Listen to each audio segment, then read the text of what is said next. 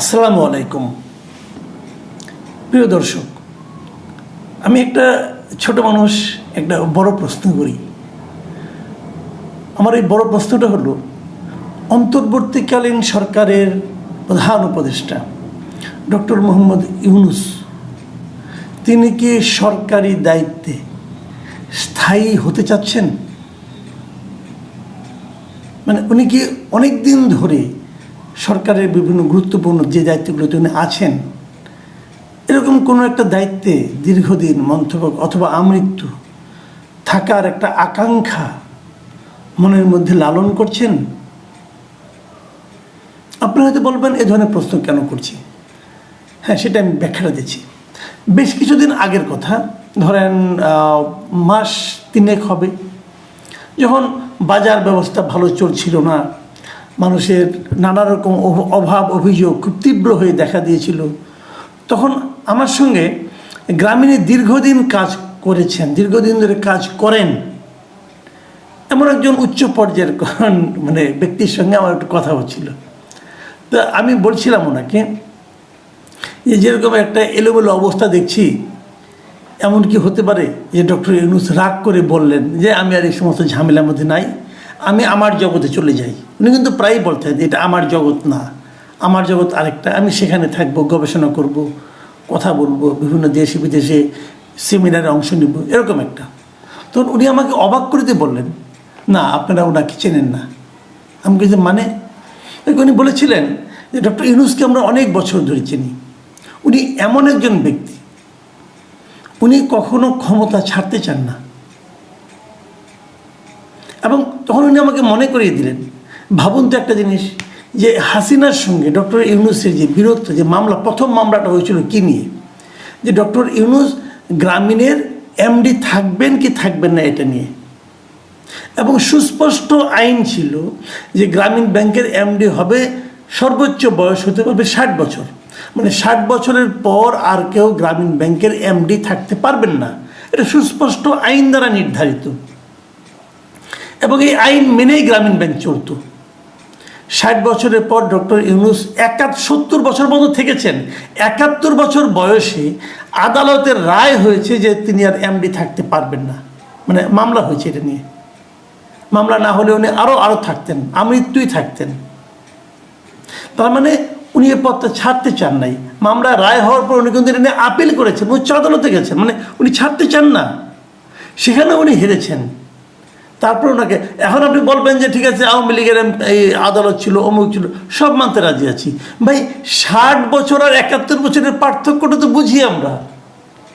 আমি তখন না খুব বিস্মিত হয়েছিলাম যে ওনার লেভেলের একজন লোক একটা ব্যাংকের এমডি থাকার জন্য এতটা কেন ব্যাকুল হয়ে পড়ছেন। ওনার তো কোনো প্রয়োজন ছিল না।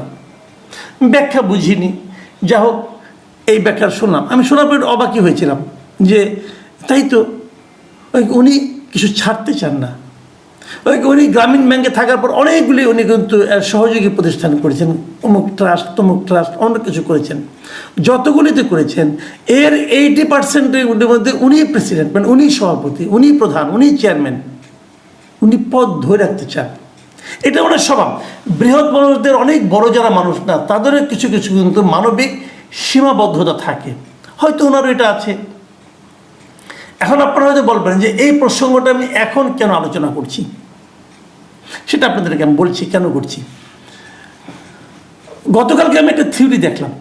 থিওরি কি, এই সময়ে অনলাইনে ইউটিউবে সবচেয়ে প্রভাবশালী যে ব্যক্তি, মানে আমি যেটা দেখি বাংলাদেশের জন্য আর কি, ইনি হলেন মিস্টার পিনাকি ভট্টাচার্য। অসম্ভব জ্ঞানী মানুষ, প্রচুর পড়াশোনা করেন, প্রচুর অশ্লীল কথাবার্তাও বলেন। ওনার বহুবিধ প্রতিভা, বহুমুখী প্রতিভা। যাক, ওনার সঙ্গে আমার একটা বিরোধ তৈরি হয়েছে। উনি আমার বিরুদ্ধে নানা ধরনের আলটিমেটাম দিয়েছেন, হয়তো আগামীতে আরও অনেক কিছু করবেন, সেটা ওনার ব্যাপার। আমার মতো ক্ষুদ্র লোক কেন ওনাকে বিরক্ত করছে আমি বুঝতে পারি না।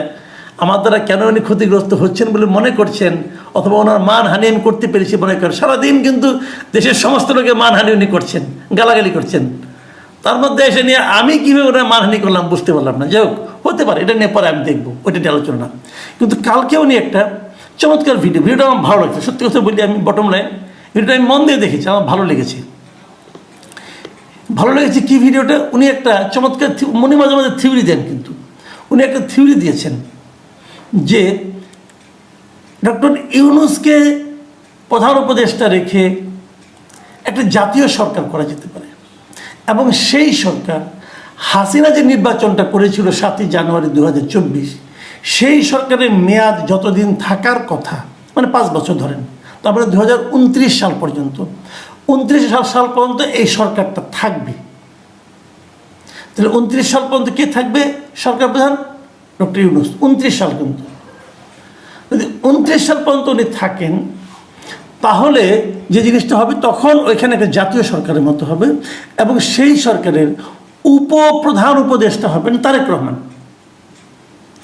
এবং তারপর বর্তমান যে উপদেষ্টা পরিষদ আছে, এই উপদেষ্টা পরিষদে যারা খুব ভালো করছেন তাদেরকে রাখা হবে, বাকিদেরকে বিদায় করে দেওয়া হবে, এবং উপদেষ্টা পরিষদে বিভিন্ন পলিটিক্যাল পার্টির প্রতিনিধিরা ঢুকবে, কেবল আওয়ামী লীগ এবং ওই ফ্যাসিবাদী যারা দোষর ছিল তারা বাদ দিয়ে ঢুকবে। এই সরকার 2029 সাল পর্যন্ত রান করবে। এই হলো পিনাকি ভট্টাচার্যের হাইপোথিসিস বা থিওরি, যাই বলেন না কেন, উনি দিয়েছেন। তো আমি ভাবলাম কি এটা হতে পারে। উনি অনেক কিছু তো বলেন, ওনার সবগুলোই যে আবল তাবল তা কিন্তু আমি বলি না, উনি ভালো কথাও বলেন, উনি অত্যন্ত গভীর কথাও বলেন। আমার কাছে এটা চিন্তা ভাবনা করে উনি বলেছেন বলে আমার কাছে মনে হলো। আমি পরে ভাবলাম যে এই চিন্তাটা ওনার মাথা থেকে এলো কেন। এই জিনিসটা একটা ছোটো ঘটনার প্রেক্ষিতে আজকে একটা মানে হঠাৎ করে দেখ সমসাময়িক টাইমে হয়েছে। সেখানে হলো এই যে এনসিপি আছে, জাতীয় নাগরিক পার্টি, এই পার্টির একজন নেতা, আবার সে অনেকে বলে যে ভাই আপনাকে এই লোক ছাড়া কাউকে পান না, না না আমি পাই না তা না, হঠাৎ করে যেহেতু ঘটনার সঙ্গে প্রাসঙ্গিক তাই বলছি। এই সার্জিস আলম, সে আবার একটা পোস্ট দিয়েছে শনিবার দিন। সেই পোস্টে উনি কী বলেছেন, সেই পোস্টে উনি বলেছেন, আজকে উনি পোস্ট দিয়েছেন, সেই পোস্টে উনি বলেছেন, আমি আপনাদের হুবহু পড়ে শোনাই। প্রফেসর ডক্টর মোহাম্মদ ইউনূসের মতো একজন স্টেটম্যানকে 5 বছরের জন্য বাংলাদেশের একটি নির্বাচিত সরকারের প্রধানমন্ত্রী হিসাবে পাওয়ার আকাঙ্ক্ষা আমার আজীবন থাকবে। তার মানে ওনার আকাঙ্ক্ষা হলো ডক্টর মোহাম্মদ ইউনূস একটা নির্বাচিত সরকারের প্রধানমন্ত্রী থাকবেন, এইরকম একটা আকাঙ্ক্ষা সার্জিস আলমের আজীবন থাকবে। তো এই দুটোর কথা আমি একদিকে ওনার কথা বললাম, আরেকদিকে ইনার কথা বললাম। এই দুটো থেকে আপনি কি বুঝতে পারছেন? দুজনেই একটা কথা বলতে চাচ্ছেন, সেটা হলো ডক্টর মোহাম্মদ ইউনূস আরও বেশি দিন রাষ্ট্র ক্ষমতায় থাকুন। এটা নিয়ে আমার কোনো আপত্তি নাই, থাকতেই পারেন। এটা নিয়ে আমার দুঃখ পাওয়ার কিছু নাই, আনন্দিত হওয়ার কিছু নাই, উনি থাকতেই পারেন। আমার বক্তব্যটা হলো একই সময়ে একই ধরনের দুই জায়গা থেকে একই ব্যক্তিকে নিয়ে দুইটা আকাঙ্ক্ষা, একই রকম আকাঙ্ক্ষা যে এলো, এটা কি কেবলই কাকতালীয়? আমার কিন্তু তা মনে হয় না। আমার কেন যেন মনে হয় দুজনই এই ব্যাপারে এই ধরনের আকাঙ্ক্ষা প্রকাশের আগে ডক্টর ইউনূসের সঙ্গে কথা বলে নিয়েছেন। এখন আপনি তো বলবেন উনি কিভাবে থাকবেন, উনি তো কোনো পার্টি করেন নাই। এটাও কিন্তু আমি মনে করি ঠিক না, উনি পার্টি করেছেন। এই ছাত্র যে দলটা, এটা তো ওনার পার্টি, উনি মানুন অথবা উনি বলুন অথবা না বলুন, যাই করুন, আমি মনে করি এটা ওনার পার্টি। কেন মনে করি সেটাও বলি, এদেরকে উনি উৎসাহ দিয়ে পার্টিটা করিয়েছেন, এবং এই পার্টির নামকরণটাও উনি যে আগে একটা পার্টি করতে চেয়েছিলেন, যেটা মিসক্যারেজ হয়ে গিয়েছিল অনেক আগে, সেই পার্টির নামের সঙ্গে এই পার্টির নামের অনেক মিল আছে।